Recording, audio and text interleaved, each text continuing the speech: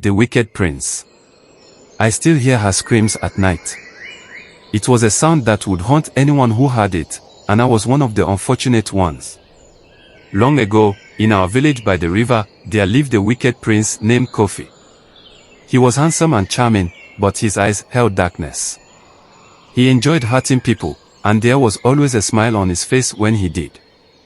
He wasn't born this way, something twisted inside him came from power, greed, and cruelty. One day, Kofi rode into our village on a black stallion, shouting for everyone to gather. My heart raced, I knew something terrible was coming. He called for our best singer, a young woman named Amina. Her voice was the sweetest in the land, and everyone adored her. But Kofi liked suffering more than joy.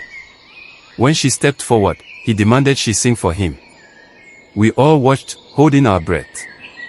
Amina sang beautifully, her voice soaring through the trees. But Kofi smiled wickedly as he listened, and then he spoke. If I don't like your song, I will take something important from you. Amina's eyes widened in fear, but she continued to sing. The song, filled with hope and love, echoed around us. I thought, maybe Kofi would let her go. But when she finished, his smile faded. That was awful, he sneered. Now I shall take the one you love. Amina's father, a kind man, rushed forward, pleading for her life. Please, Your Highness, don't hurt my daughter. But Kofi only laughed, a cold, cruel sound that chilled us all. Then, in a blink, he called for his guards. They pulled Amina away, dragging her screaming into the forest. I wanted to run and save her, but fear held me still. For days after, the village was silent. Kofi threw wild parties, but no one attended. We all grieved Amina, her soul was ours, and we knew Kofi would never let her go. They said he made her sing dark songs, melodies that twisted into nightmares. One night, as I lay in bed, I heard a faint sound outside, a familiar voice. It was Amina. I rushed to the window but saw nothing.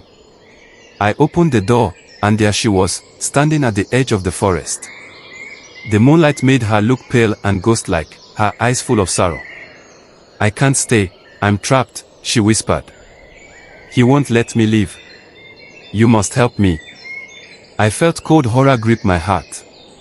I wanted to pull her into my arms, but something in her voice told me she belonged to the shadows now. There was a rustle in the trees, and suddenly, Kofi emerged, grinning like a predator. You shouldn't be here, little bird, he said, his voice smooth and menacing.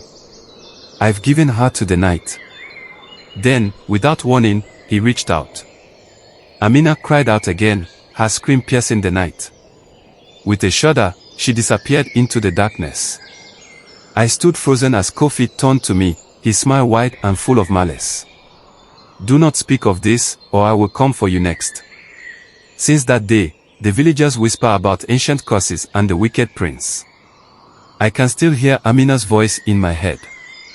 Even now, I feel her presence just outside of my view, forever trapped in Kofi's dark world. And I know, as long as he lives, so does her pain.